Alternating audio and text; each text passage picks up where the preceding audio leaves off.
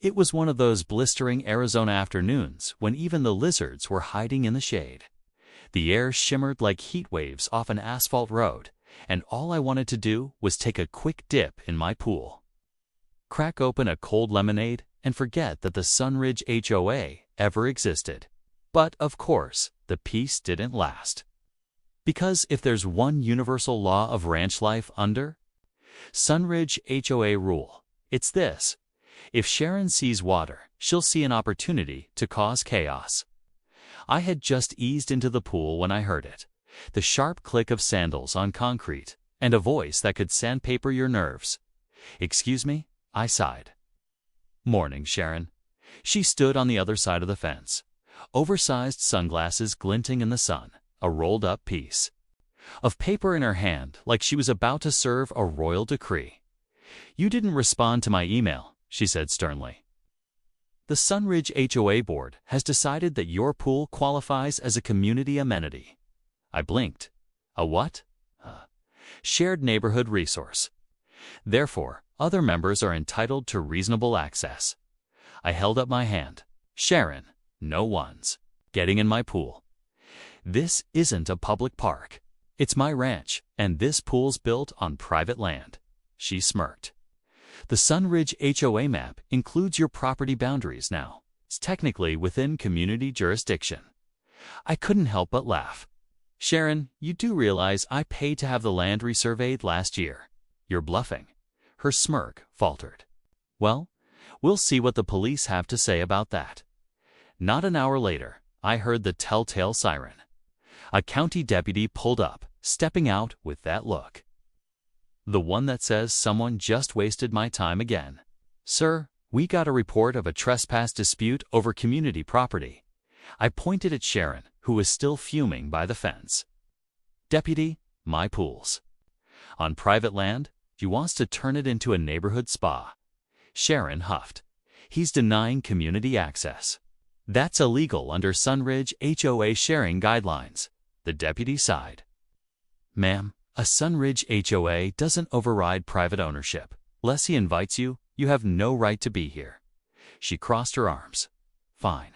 We'll see about that. I'll get a court order." That's when I decided to play this smart. You see, Sharon had forgotten something very important. I'd installed high-definition security cameras all around the pool after the last incident. When she snuck in after hours with her friends to test the water temperature, so that night I pulled the footage from my phone. Clear as day, you could see her trespassing, arguing, and even taking photos of my property. The next morning, my lawyer, David Vance, came by. David was a legend, a sharp-tongued ranch attorney with a love for courtroom drama and a deep hatred for Sunridge HOA nonsense. He grinned as he watched the footage. "Well, well, well. Trespassing, harassment, defamation, and illegal filing of Sunridge HOA claims. She's digging her own grave." I leaned back in my chair. "Can we make it official?" "Oh, we'll make it official," he said. "We'll make it public." 2 weeks later, we filed a cease and desist order against the Sunridge HOA, specifically naming Sharon as the source of repeated harassment and boundary violations.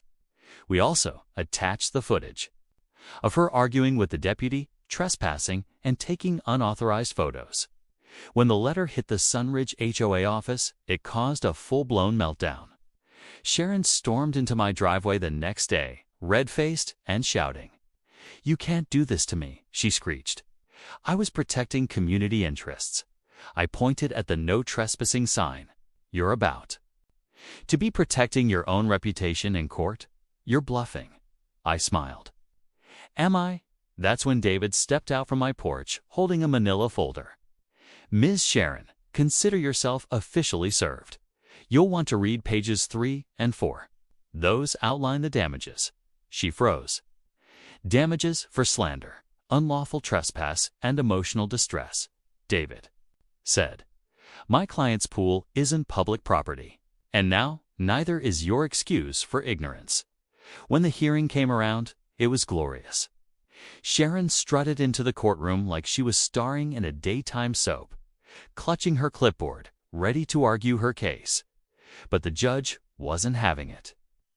David played the footage, full audio, full color, every smug word recorded. The judge looked over his glasses.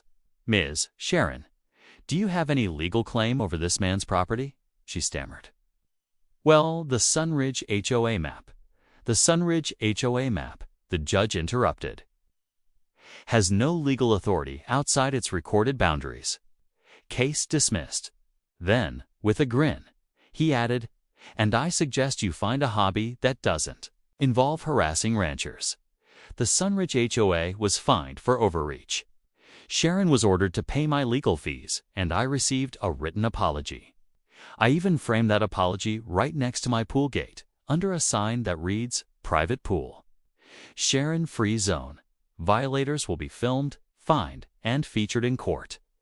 Now, every time I swim, I raise my glass to the camera and say, "Here's to property rights and waterproof evidence." And funny enough, the pool's never been quieter. Smiling face with sunglasses, person swimming, male sign. Subscribe to HOA Conflict Story for more.